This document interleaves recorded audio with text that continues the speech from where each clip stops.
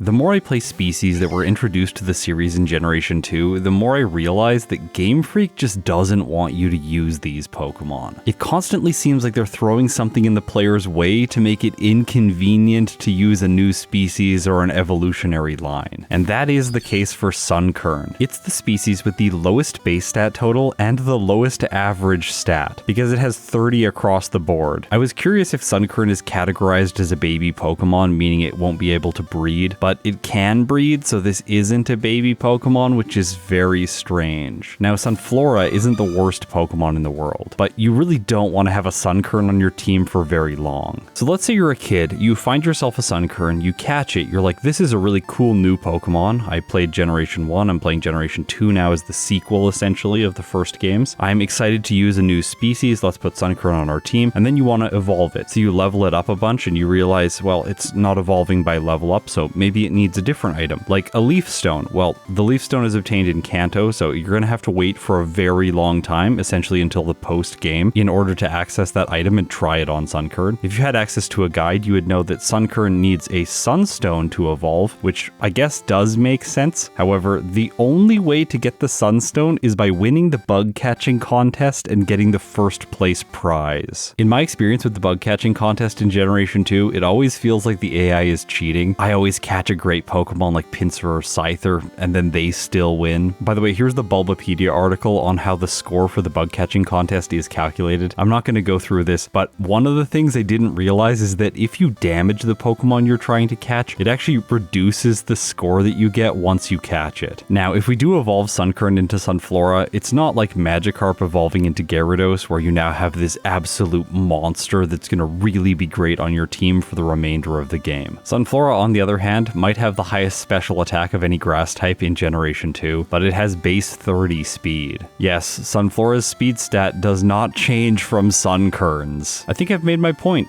Game Freak doesn't want you to use this species, and they did their job because when I was a kid, I got Sunkern, I immediately tried it in battle, realized it was terrible, and boxed it for the remainder of my runs. The only reason I have ever found to pick one of these Pokemon up is just to complete the Pokedex. Maybe in today's solo challenge we will uncover the hidden secrets of Sunkern that make it a worthwhile Pokemon, but I don't think so. I truly believe that this is going to be one of the most painful crystal runs that I have ever done and will ever do. These are the rules. If you want to reference them later, I'll leave them in the description. Base stats, we already covered them. They're absolutely terrible. Growth rate, medium slow, which is really not that bad. We're going to level up extremely quickly in the early game and then slow down by the time we reach level 68, which is going to unfortunately make the late game much more painful. Now, Sunkern's level up move pool is actually much better than Hoppip's, which I played 3 weeks ago. Sunkern starts with Absorb and Growth. There's actually a lot of synergy there. We can raise special attack and then drain the enemy Pokemon, gaining back health in the process. Plus, at only level 10 we learn Mega Drain, which is a massive improvement to Absorb's base power. From there, things kind of go downhill. We learn Sunny Day, but we don't really get a move to pair with it other than Synthesis for healing, but I'm going to be attacking with Absorb, Mega Drain, and then Giga Drain at level 46, so I'm already gaining back health. I don't think that Synthesis is going to be particularly useful. Through TM and HM, Sunkern gets access to the standard stuff you would expect: Curse, Hidden Power, and Return, but it doesn't get Headbutt or Swift. It also can learn the 2 grass type moves Giga Drain and Solar Beam, as well as Sludge Bomb, even though it isn't a poison type. In comparison to Hoppip, the major differences are that it learns grass moves earlier on, it gets Growth to set up with, but it doesn't have Sleep Powder, and I think lacking a sleep-inducing move is going to be a major problem for Sunkern. Okay, I have rambled for long enough, let's get into this playthrough. The early game was actually fine. I was expecting Sunkern to be very slow, so I'm not too worried about going quickly at this stage of the run. I'm just going to fight every single trainer and soak up as much experience as I can before I fight Falkner, who has a type advantage over Sunkern. Battling the final Sage in Sprout Tower, you can see what my strategy in this section of the game is. Just set up with Growth all the way to +6, then use Absorb or Mega Drain to knock out the enemy Pokemon, and this is just very successful for Sunkern. I have no resets, no blackouts, and to completely crush his team, even though his Pokemon resist my grass-type moves. One trainer I was really worried about is Birdkeeper Abe inside of Falkner's gym. His Spearow has Peck, and with a single hit it can do 11 damage to Sunkern. I can only be hit by 4 of these before I lose. I spent 2 turns going for growth, started to get a little bit nervous, and then went for Mega Drain. Surprisingly, it does more than half to Spearow, so I win this fight. He wasn't actually that bad. Because of this result, I don't think that Sunkern is going to have any problems against Falkner.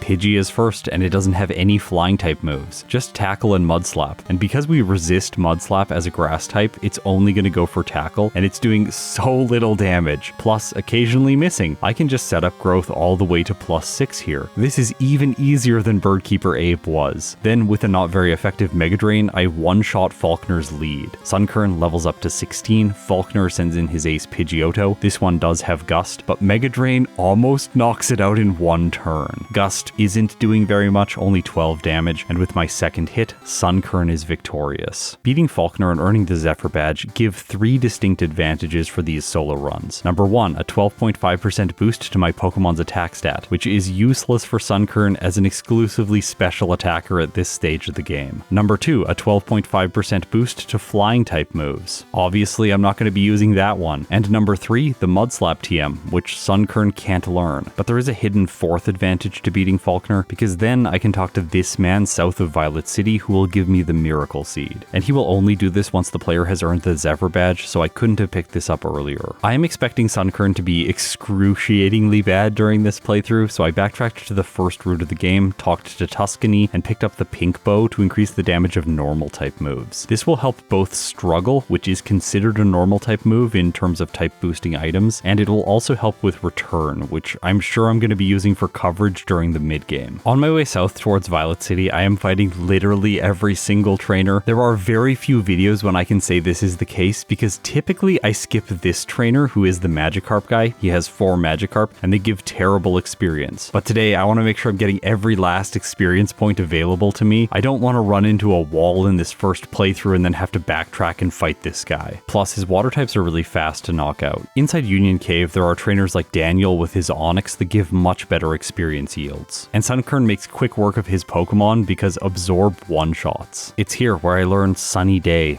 the useless move. If this was Generation 5, I could set up Sunny Day and then use Growth, boosting my special attack and physical attack by 2 stages each. So in Sunlight, Growth is essentially Swords Dance and Nasty Plot put together, but not today in Generation 2. Instead, we're just not going to be using Sunny Day unless we need to buy time during a battle. And speaking of time during battles, we're going to be spending a lot of it here, because there are so many poison types over the next section of the game that just take forever to knock out. For example, this Grunt with Zubat and Ekans inside of Slowpoke Well. Luckily I can set up all the way to +6 and then knock her Pokemon out fairly quickly. I just barely survived all the hits from Leech Life that Zubat was throwing out. The next trainer has 2 more Zubats, luckily leading with a Rattata that I can use for setup with Growth. The coughing at the end of this area is pretty frustrating because it can poison me with Smog. I get set up to +4, but this was as far as I felt comfortable pushing it. Then I use Mega Drain, and luckily it's doing half, because after poison damage I'm left with only 10 hit points for the final hit. Inside the gym we have to face now both poison types, bug types, and a flying type here in the case of Ladybug. I get poisoned. I also get hit by Supersonic. This could have been my first reset, but luckily it wasn't. Sunkern is not Tyranitar. The next trainer in the gym has a Paris. It's so annoying. It paralyzes me right away, and then it just takes forever to knock out because of its bug grass type. Bug catcher Benny at the end of this area is also frustrating. The Weedle is first, so it can poison me with Poison Sting. Of course it does. I knock it out, try to complete my setup on the Kakuna, and this does work out for me, but I'm really feeling ready for all of these annoying slow battles to end. In order for that to be possible, I need to defeat Bugsy.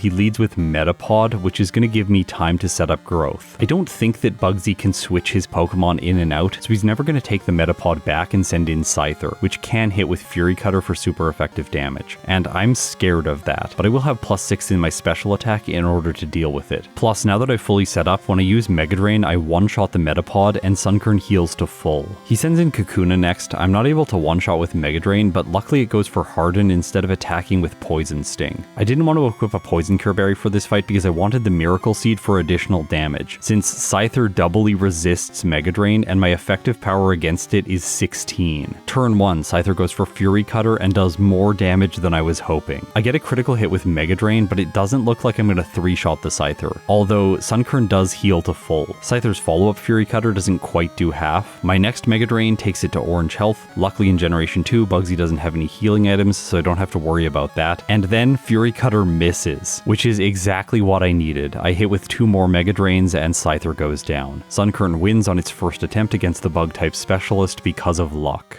Unlike Bugsy, the rival in Azalea Town does not provide me free setup with his Ghastly. He can both put Sunkern to sleep with Hypnosis or paralyze with Lick. While Ghastly can't do much damage, I also don't have much damage against it with Mega Drain if I don't set up, and I really don't have a chance against the Quilava if my Mega Drain isn't maxed out for damage by that point of the fight. I get to +6, but I'm paralyzed in this battle. I drain the Ghastly, healing back to green, and he sends in Zubat second, which I think is good because I'll have more health for the Quilava now, although it takes me 3 turns to knock the weak bat out. Quilava is last. I actually fumble here, selecting Sunny Day by accident, but I'm paralyzed anyway, so it didn't matter. Quilava hits with 2 Embers and Sunkern faints. I'm going to take the blackout here so that I get experience from Ghastly and Zubat, and then I can try again. In the second fight, things go essentially identically. I get paralyzed, my health is okay by the time I finish the Zubat, but then on Quilava, it uses Smoke Screen, Sunkern can't move because of paralysis, and 2 Embers are all the rival needs. Okay, there is a solution for this fight which could potentially make it slightly easier for Sunkern, and that's holding the Paralyzed Cure Berry to get around Lick and Paralysis. If I'm moving first against the Quilava and not missing turns because of the status condition, I'm gonna have a much better chance. But the Paralyzed Cure Berry only works once during the fight, and Lick has a 30% chance to paralyze. So there is a chance that I would use that item, it would get used up, and then I wouldn't have the boost from the Miracle Seed later on. I also know that I'm gonna need tons of levels for this playthrough, and if I use the Paralyzed Cure Berry, then I can't black out to the rival, because if I consume the Paralyzed Cure Berry during the first fight, blackout, then I won't have it for the second one. So I was holding onto that item as a measure of last resort. If I level up to like 25, maybe 28, and I still can't beat the rival, at that point I'll start using the Paralyzed Cure Berry. But I never need to, because on my third fight, I get set up to +6 with growth and knock out the Ghastly without getting paralyzed. I think this is what I need. Let's see. Zubat goes down in 2 hits with Mega Drain at level 24. That's really nice. Sunkern has full health for the Quilava, and while the fire type is still moving first, Ember isn't doing enough damage now. I should be able to heal with Mega Drain. And then Sunkern gets a critical hit, one-shotting the rival's ace. Now that I'm free of Azalea Town, we finally get access to some coverage. But before that, I'm gonna buy myself 2 Abra in the game corner. Normally I don't do this, but I want to trade one with this guy to get his Machop because it's holding a Gold Berry, which I think could be very useful for Sunkern against Whitney. I also teach Return in the place of Sunny Day. Right now its power is just above 60, so it's still not as good as Mega Drain, but at least I can hit Pokemon that resist Grass-type moves for neutral damage in most cases. In this section of the game, I fought pretty much every optional trainer, and defeating the last person inside of Whitney's gym levels Sunkern up to 30. This will be more than enough for Whitney, at least I'm fairly sure that that's the case.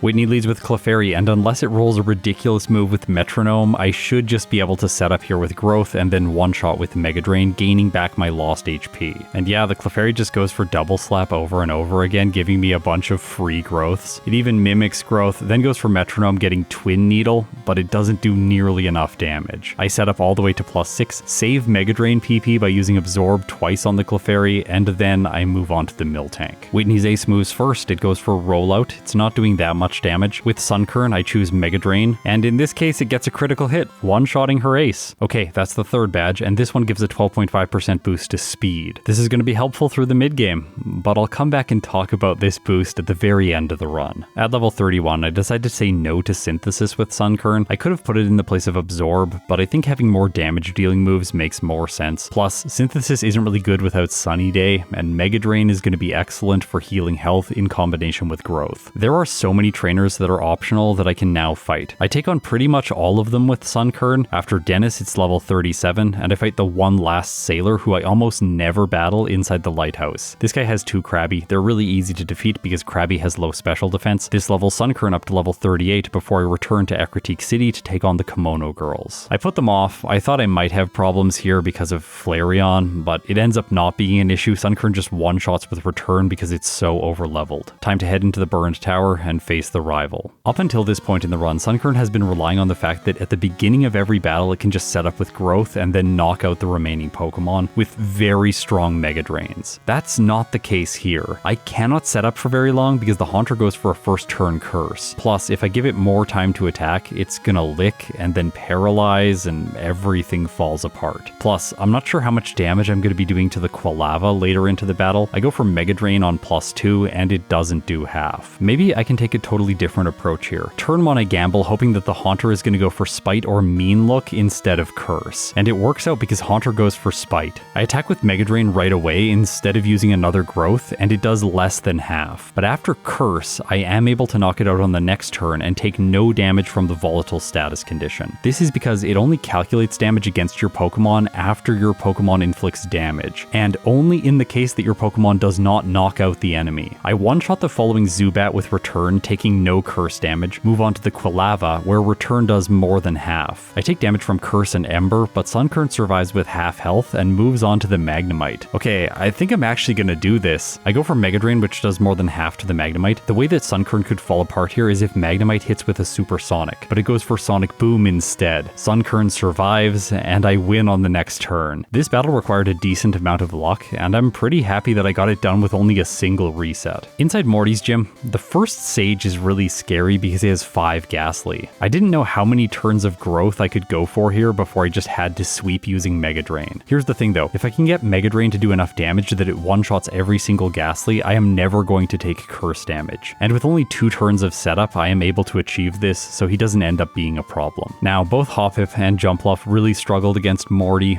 but I think that Sunkern is in a better place against him. Growth is the thing that sets Sunkern apart.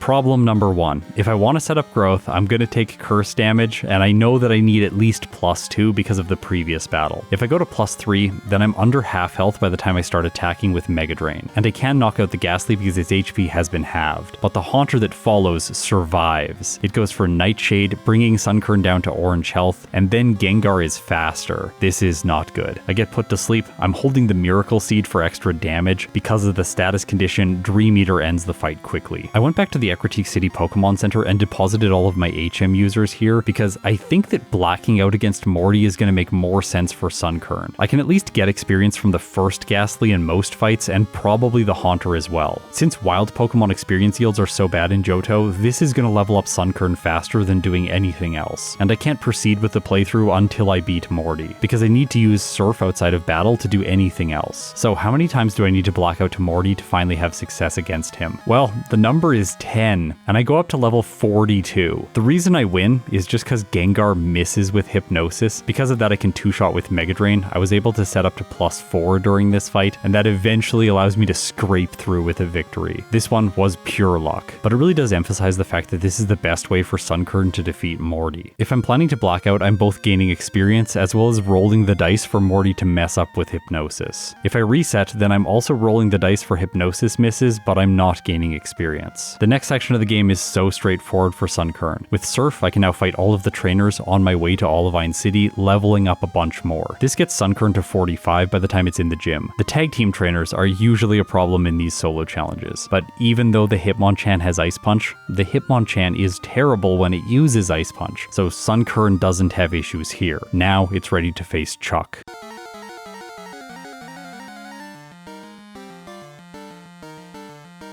Okay, he's one of the most random gym leaders, but in this case, I'm not going to have any issues. I have leveled up to 46 and learned Giga Drain in the place of Absorb, so I can do tons of damage with less setup from growth. I go to +2, use Giga Drain, and I one-shot the Primeape, so with super effective damage, I of course also one-hit the Poliwrath. After Morty, this was a simple and refreshing gym battle. As I head into the Rocket Hideout, I want to give you a sense for how I record these narrations behind the scenes. We slow down the footage, put it on the timeline, and cut it up so that I can see where all the major battles are in the playthrough. This is a snapshot of what the Sunkern run looks like up until this point. Rival battles are colored in blue, and gym battles are colored in yellow. Everything else is left gray, and I go through those sections of the video and leave markers wherever I want to mention something about the playthrough. Then when I sit down to record voiceover, I know exactly which points in the footage I need to look at to tell the story of the run. For me, this is way more enjoyable than writing a script and then performing the script. It never felt very natural to do things that way, and I'm also a really slow reader, like painfully slow, so my narration ends up being faster if I just improvise it on the spot than reading a script. Mentioning this process with Sunkern I think is important, because in a lot of cases with Pokemon, when there are large sections of space between a gym leader, there are lots of different events to talk about. But with Sunkern, there aren't really. Its moveset is kind of locked in now: Mega Drain, Giga Drain, Growth, and Return. Its held item is pretty much always the Miracle Seed. It's battling almost every trainer in the run, and its strategy for each one of these fights is the same: set up Growth, use Mega Drain, or just sweep the team with Mega Drain, Giga Drain, or Return if their Pokemon are weak enough. For me, this presents a pacing problem for a video like this. Part of the narrative is that Sunkern has to take a lot of time. It is slow at all of these sections of the game. There's just nothing to mention about it being slow. So I could skip through all of the battles, not talk about anything, and you would get a sense that Sunkern is making it through the playthrough very effortlessly and quickly, but that is really not the case. So just know, even though some of this narration is going to feel fairly sparse and quick, like I'm skipping things, there really just isn't anything to say during those sections. Instead, please look at the timer to get a sense for how much time has passed between major battles. So now let's get out of the Rocket plotline, because this area is completely uneventful, and I'm going to take on Price next. Seal is first, set up Growth, sweep with Giga Drain. This is a pretty simple battle. His Pokemon can't do enough damage to Sunkern because I'm very overleveled, in this case 20 levels higher than his Dugong and 18 levels higher than his Piloswine. So Price ends up being easy, even for the Pokemon with a type disadvantage to his Pokemon that has the worst base stat total in the entire game. This is Price just further solidifying the fact that he is an absolutely terrible gym leader.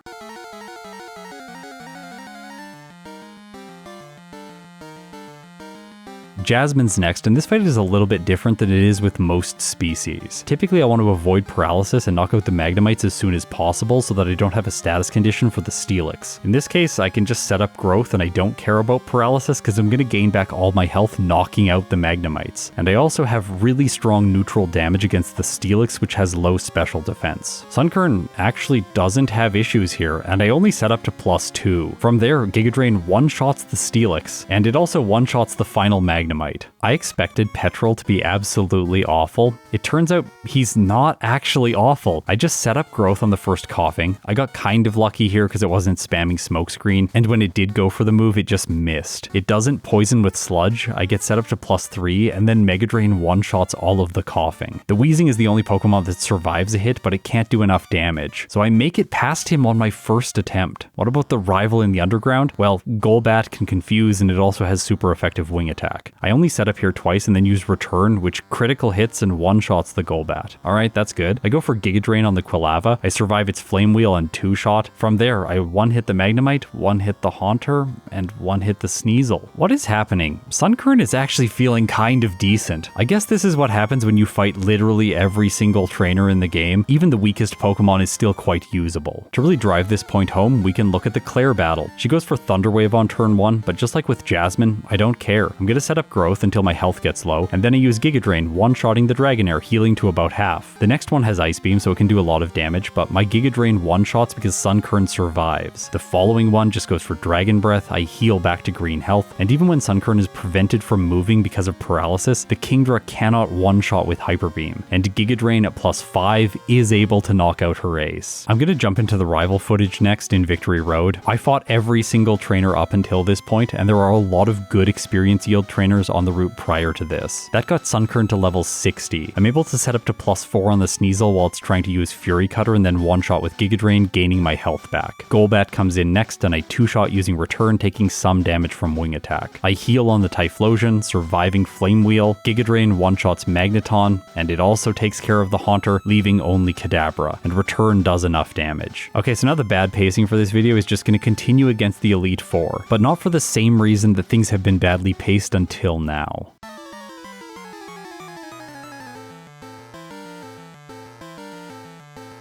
Will is first, and the problem here is that Sunkern really doesn't have good damage against his Pokemon. Also, the Xatu likes to confuse. I'm setting up growth, but this does not increase my special defense like it does in Generation 1. And then when I start attacking, I'm just not doing enough. For example here, Giga Drain with +2 is not able to one-shot the Jinx, just barely. It goes for Ice Punch and brings Sunkern down to 4 hit points. Plus it freezes, so that's a reset. I tried again and had more bad luck against Will, and I decided to start blacking out in this section of the game. Surprisingly, after depositing all of my AHM users, I came in for my third attempt against Will and won right away. I think I just got lucky here. I didn't even set up with growth, I went purely offensive, just attacking with things like Return and Giga Drain. But blacking out against the Elite Four is going to be the right choice, because Koga is also brutal. He resists Sunkern's grass-type moves, and if there was ever a place to have Synthesis on my set, this would be it. I'm still able to defeat some of his Pokemon, the weak Ariados, as well as my favorite Venomoth, but then Muck comes in and uses Sludge Bomb, finishing Sunkern. Okay, this is why there's going to be bad pacing, because I just can't beat Koga. I tried over and over and over again, and yeah, it just isn't working, but I can keep blacking out here, gaining experience from the Will fight as well as Koga's first 2 or 3 Pokemon, and eventually I'm either going to luck through, or I will beat Koga fair and square after leveling up a ridiculous amount. This fight really just comes down to, can I knock out his Pokemon quickly? Will he hit with Toxic early into the battle? Is the Muck going to go for something like Minimize instead of using Sludge Bomb? That is happening here at level 67 when I have 25 blackouts. Also, the Crobat, instead of attacking with Wing Attack, is going for Double Team, which gives me more attacks with Sunkern. I knock it out, move on to the Fortress, and I have to slowly knock it out with Giga Drain, because if my health gets too low, the Fortress is going to go for Explosion. I thought he was going to do it, but at the last minute, he doesn't, instead choosing Swift. I get one more Giga Drain in and Fortress goes down. Sunkern levels up to 68 and defeats Koga for the first time. With that difficult battle out of the way, I do intend to continue my blackout training, but I'm not going to have to against Bruno. His Hitmontop is so incompetent, I can just set up growth here and then sweep his entire team. Karen is a different story. While the Umbreon does try to mess me up with Sand Attack and Confuse Ray, I just take my time here, setting up all the way to +6 with growth. I was hoping I could get this damage high enough that I'm going to one-shot the Houndoom when using a move like Giga Drain. I go for it, and then her ace survives with a sliver of health. He uses Flamethrower, doing massive damage. She heals with a Max Potion. I follow up with 2 Mega Drains, but one of them misses, and a final Flamethrower gives me a blackout. Occasionally, I would make it back to Karen and try again, but I keep losing here. The Houndoom is very strong.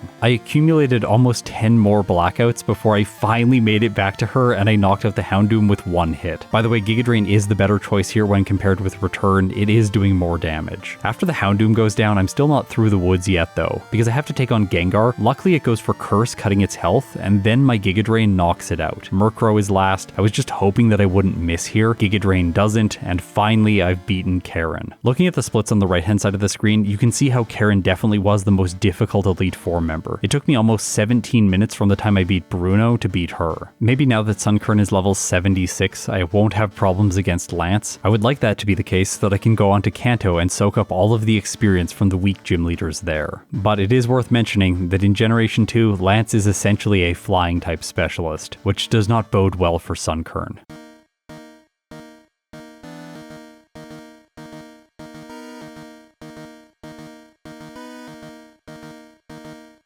Gyarados is first. This gives me a chance to set up with growth pretty much as I want, because the Gyarados is using Surf against me as well as Rain Dance. It rarely goes for Hyper Beam, and sometimes will choose Flail, but I didn't see it here. I set up all the way to +6 and then knock it out with a Mega Drain, not even a Giga Drain. Next he sends in Dragonite, and Giga Drain, being doubly resisted, is not able to do half, so I get paralyzed. Luckily, Dragonite misses Blizzard, but it follows this up with Hyper Beam, doing roughly 1/3. Sunkern fails to attack because of paralysis, paralysis, and then Dragonite hits with Blizzard, bringing me down to orange health before the Aerodactyl, which is faster, uses Wing Attack, and Sunkern faints. I don't think trying again with the same moveset makes any sense. If I teach Rest in the place of Mega Drain, I think I might have a chance to beat Lance without having to black out and train on the Elite Four more. Also, I wanted to test the damage range against Dragonite with Return, which can two-shot, so it is better here when compared with Giga Drain, but I'm just not gaining back health. The problem is, if I want to knock out the Dragonite and prevent it from using Blizzard, then I have to attack with Return 2 times in a row. Lance is going to send in Aerodactyl next, which is outspeeding, followed by Charizard because it has Flamethrower, followed by his Ace Dragonite because it has Fire Blast. And I wanted to use Rest on the first Dragonite, which has Thunder Wave, Twister, Thunder, and Hyper Beam, but I'm not going to be able to do that because it comes out last. The only time I have to recover health is using Giga Drain against Aerodactyl, which is fairly effective. I go back to green, but then Charizard uses Flamethrower, and it does enough damage to knock Sunkern out. That leaves me with two options. Either I use Rare Candies now and try Lance again, or I black out and continue training against the Elite Four. The former option is potentially going to waste a lot more time, either here against Lance using Rare Candies before saving and then trying again and again, or because I save over the Rare Candies and then waste a bunch of time grinding to level 100 for Red. The latter option is safer, so I decided to go for it. I black out and continue my training, all the way until Sunkern is level 83. It's now faster than all of Lance's Pokemon. Now against the Dragonites, I should be able to use Rest to get rid of Paralysis, but I get a critical hit against the Dragonite and I knock it out in one turn, which is an amazing position. Then I can Giga Drain the Aerodactyl, avoiding damage, two-shot the Charizard using Return, taking only a small amount from Wing Attack, and I can Giga Drain the final Dragonite, which is a two-shot at this level. Its Fire Blast doesn't do that much damage, leaving only his worst Dragonite, which can go for Thunder Wave and Hyper Beam, but I don't care. I have enough health and defensive stats to shrug this off and finally defeat Lance. Sunkern clears the first portion of the game with a time of 2 hours, 40 minutes, and 53 seconds. This is definitely not good enough for me to get a time that's under 3 hours in the entire run. I guess if I beat every single trainer from here on my first attempt, I could potentially pull it off, but I don't think that's going to be the case, especially against Red. One thing I had started realizing while fighting Lance was that my speed stat is just not going to be high enough. Even though I have stat experience on my side, which the AI Pokemon do not have access to, and I have the badge boost from Whitney, I just don't think Sunkern is ever going to be faster than all of Red's Pokemon. However, it is massively over-leveled, so every single Kanto gym leader is defeated on my first attempt. I have nothing to say about these trainers. Even Blue is very easy. I equip the leftovers, set up with Growth, I can use Rest if his Pidgeot is doing too much damage with Wing Attack, and once I get to +6, I just crush everything else on his team. The Arcanine is kind of annoying, doing massive damage with Flamethrower, but since Sunkern can survive this hit, once I knock it out, he then sends in Alakazam, I'm faster than it by 5 speed, return one-shots, and then I can heal with Giga Drain against his final two Pokemon, Gyarados and Rhydon. So maybe it is possible. My time here is 2 hours, 55 minutes, and 56 seconds. But prior to Mount Silver, I fought some wild Pokemon, and you can see as I'm walking through the cave, the time is just a little bit too tight. I think I could get a run that's just over 3 hours now. I have 10 rare candies, which I have banked up throughout the entire playthrough. I'm going to use them now to go from 88 up to 98 before fighting Red.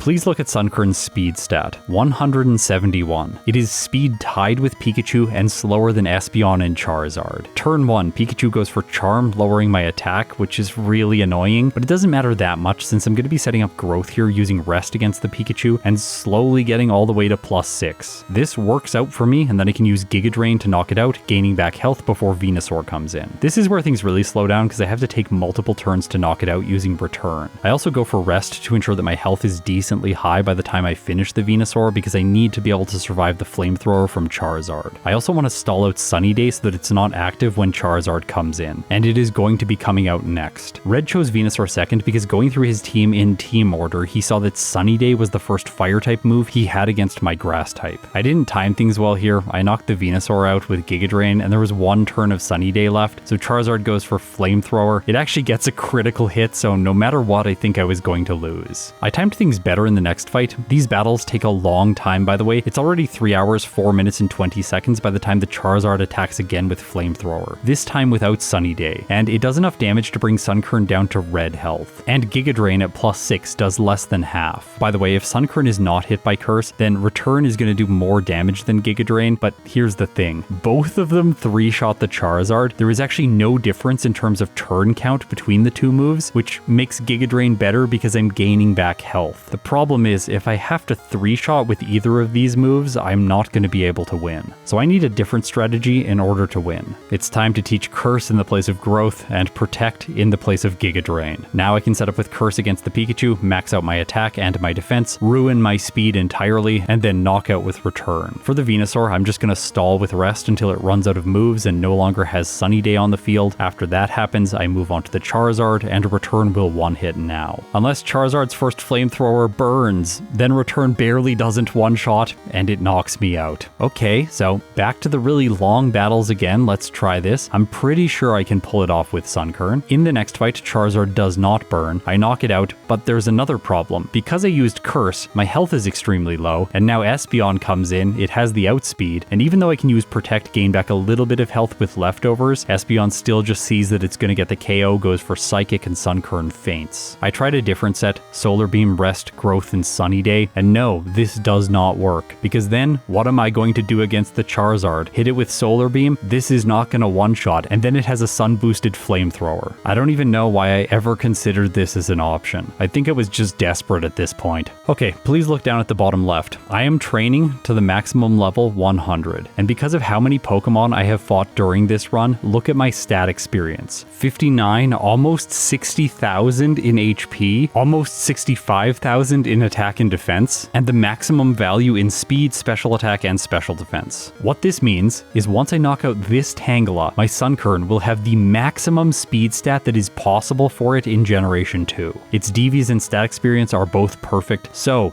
what does it have? 177. Red's Charizard has 179 speed. We are 2 points away from moving first against Charizard. Are you kidding me? Couldn't this thing have like base 33 speed? I would be able to move faster in that case. Nope, base 30 speed, even with Whitney's speed boost from her badge, is still not enough to move first against Red's Charizard. Sunkern is always going to move second here, unless I use the Quick Claw as my held item. This is the way that I have to win. Either a Quick Claw activation on Charizard or Espeon. This way I can get by both of the Pokemon that I had speed problems against. Now, I'm not gonna lie, I thought this was gonna take forever to happen, but in the very next battle back at level 100, I immediately get the Quick Claw activation on the Charizard and I one-shot. Espeon is next, and because Sunkern's health is maxed out, it goes for Reflect instead of attacking, and Return with +6 one-shots. Snorlax follows. Because of the high health, it goes for Amnesia on turn 1, so I only tank one Body Slam in the process of knocking it out, leaving only Blastoise. And once again, because Sunkern's health is high because of the Quick Claw activation on Charizard, really it all came down to that. Blastoise chooses to go for Rain Dance followed by a Mist Blizzard.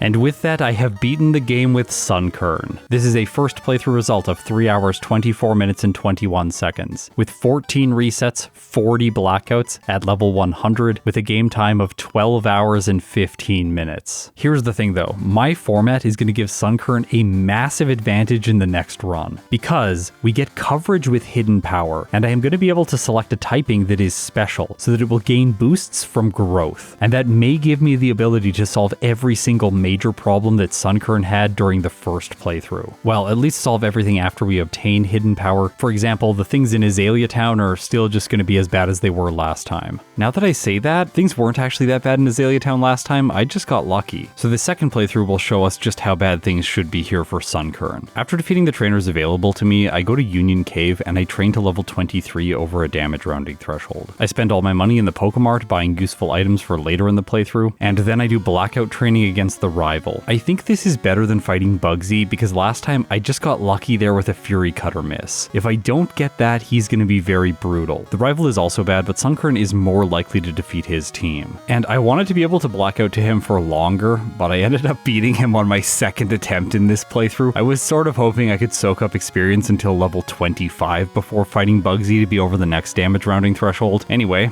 I'm going to go into Bugsy at a lower level, so let's see how this goes. And the answer is not well. I need Fury Cutter to miss here for me to have a chance to win. It has 95% accuracy, so on any given turn it has a 5% chance to miss. Eventually it will happen, and because of my typing I can get experience from the Metapod and the Kakuna every time I battle Bugsy. So blackout training here is also worth it. As you can see, I blacked out here, so let's see how much time it takes me to get back to Bugsy and start the fight again. Roughly 6 seconds, which is really fast. This would be far less effective if there was a complex gym for me to navigate, but Bugsy's gym essentially doesn't have a puzzle. Actually, now that I mention that, the first 3 gyms in Generation 2 don't have puzzles, they just have a design and trainers. Sunkern takes a total of 5 blackouts here, and then Fury Cutter misses from Scyther. Because of this, Mega Drain's doing enough damage, and I can finally beat the second gym leader. By the way, there is a potential way to speed up Sunkern's odds against Bugsy. I could teach it Flash in the place of Sunny Day and then lower the Scyther's accuracy. Emotionally, it seems to me like I should have done this. Coming out of the Bugsy split, I am 3 minutes and 54 seconds slower than my first playthrough, which feels really bad this early into a run. There's a problem with teaching Flash to Sunkern though. Throughout the mid-game, I am going to be running Hidden Power Growth, Giga Drain or Mega Drain, and Return. I did not want to give up one of these moves since Sunkern has to train so extensively in the mid-game, and having extra PP for damage is important to avoid center heals. Whitney is just as easy as she was last time, so now let's skip ahead to the really important thing about this run. Which hidden power typing did I decide to go with? If you watch the videos instead of just listening to the audio, you're already gonna know. Hidden Power Ice. This is by far the best special hidden power typing because it doesn't have a negative impact on your HP stat, and it only lowers Sunkern's defense DV by 2 points. By the way, just so everyone knows, to get any type of hidden power, you never have to impact your special or your speed DV. But for Sunkern, that doesn't really matter since we are going to underspeed the Charizard at the end of the game no matter what I do. And that is really the key factor for Sunkern. I need a type of hidden power that is going to be affected by growth so that I can knock out the Charizard using it. Now in Generation 2, unlike in Generation 1, fire types are resistant to ice type moves. But since Charizard is also a flying type, it's going to take neutral damage from Hidden Power Ice. I tried to do a bunch of routing with Hidden Power Water and Hidden Power Electric for the Charizard, but neither of them worked out. And Hidden Power Rock on this grass type didn't make a lot of sense since we have growth for the mid game. I also tried other neutral hidden power typings like Hidden Power Psychic, which do help against trainers like Morty as well as Chuck. But Chuck wasn't a problem last time. Morty was bad, but Hidden Power Ice is going to make him much better than he was previously, but not quite as easy as Hidden Power Psychic would. Hidden Power Psychic would also help against trainers like Koga, which I did struggle to last time. However, it doesn't help at all against Karen, who was very difficult, and Hidden Power Ice will be superior against her as well as Lance. This is just the gravity as it exists in Generation 2. Crystal version is like a black hole, a singularity of Hidden Power Ice, Hidden Power Ground, and Curse. No matter how hard a Pokemon might try to escape these things, their gravitation just pulls them back, and eventually they end up being the right choice. At least Sunkern is going to be able to escape Curse and use Growth for its late game solution, which I do find refreshing. The rival in Burned Tower caused problems in my previous playthrough, but this time around with Hidden Power Ice, he's not going to. With it, I can do half damage to the Haunter, so it knocks itself out with Curse. Hidden Power Ice one-shots Zubat, I get a critical hit with Return, one-hitting the Quilava, and then I can two-shot the Magnemite. With Hidden Power Ice, Morty is significantly easier. I also don't think Blackout training is the best against him. It does take a little bit more careful movement inside of his gym to get back here every time, and I'm gonna beat him fairly quickly. I do take 2 resets in this playthrough, but eventually I'm gonna get to +2 with Hidden Power, and then I two-shot the Gengar. Also, because I'm using an Ice-type move here, I don't need the Miracle Seed, so I can use the Mint Berry for this fight. With him defeated, I am 14 minutes and 57 seconds faster than my first run. Now, when I optimize these runs, I will admit I don't always look at every single trainer because some are just so easy in the first playthrough I completely look past them. And that was the case here with the tag team trainers. It turns out, when I go into this fight at level 38, the Hitmonlee is 1 speed faster than Sunkern, and it's doing a ton of damage and I can't knock it out quickly enough. Then the Hitmonchan comes in and finishes Sunkern. This happened several times before I realized I need to train to level 39 to move first against the Hitmonlee. I was trying to cut out a bunch of the training that I did on Route 40 and 41, Turns out I should do this just so that I can move first against the Hitmonlee and then I won't have problems. I also deposited all of my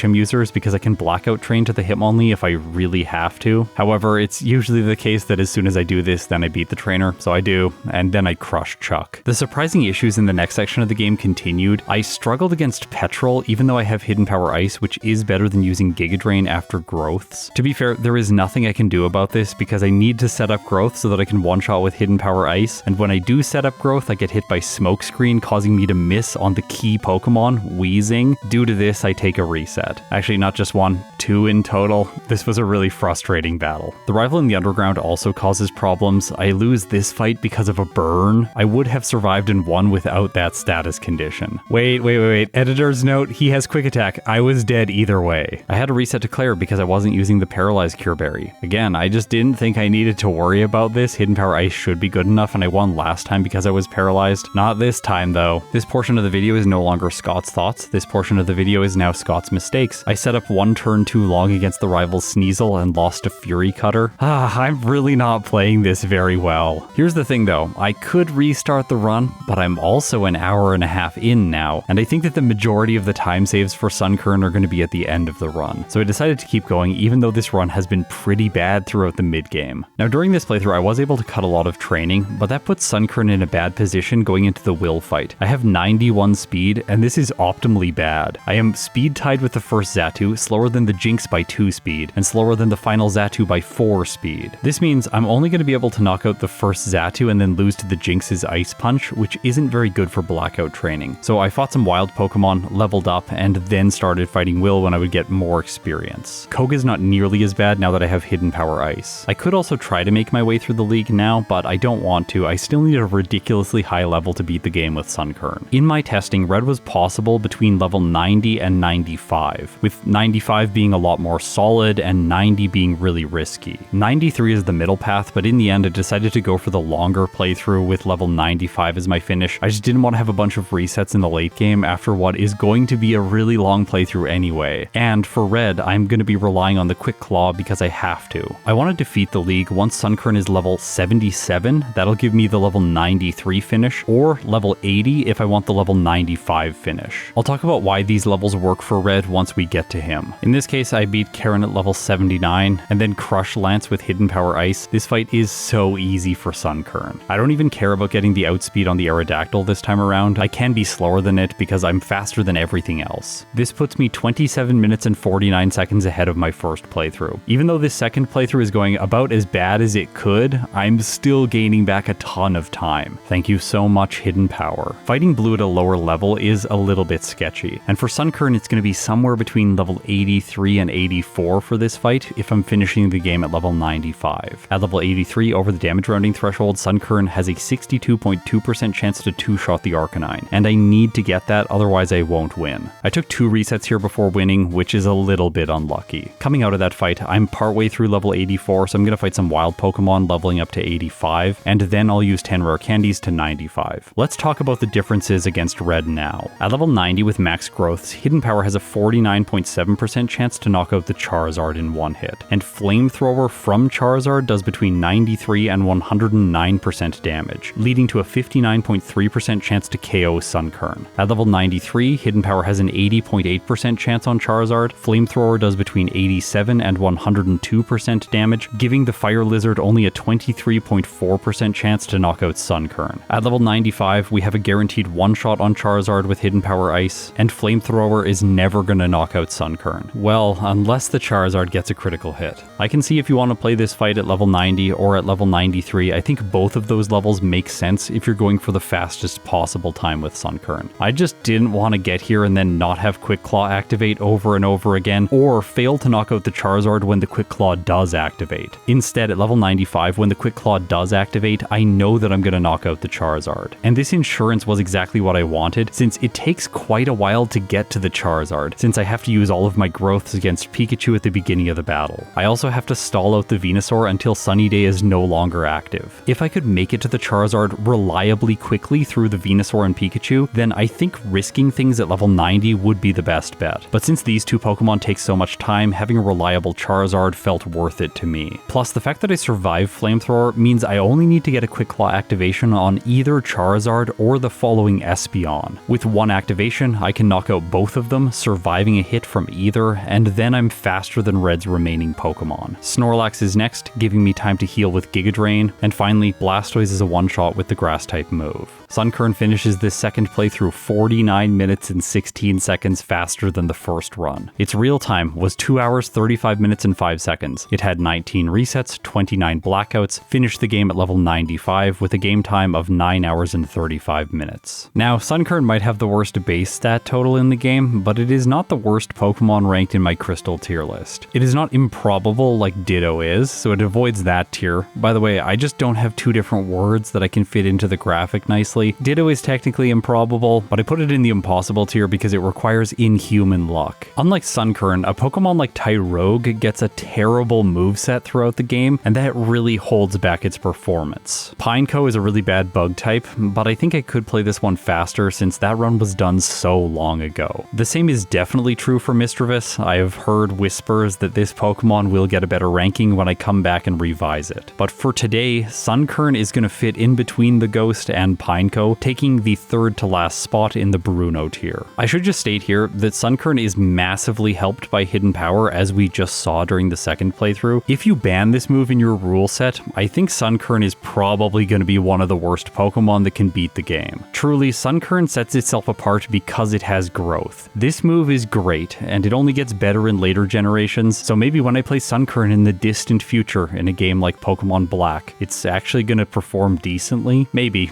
We'll have to wait and see. If you support me on Patreon or through YouTube memberships, thank you so much. It means the world to me. Now, if you've made it this far, you're incredible. I'll see you tomorrow when early daily December continues with a playthrough of Pokemon Emerald using only Pikachu.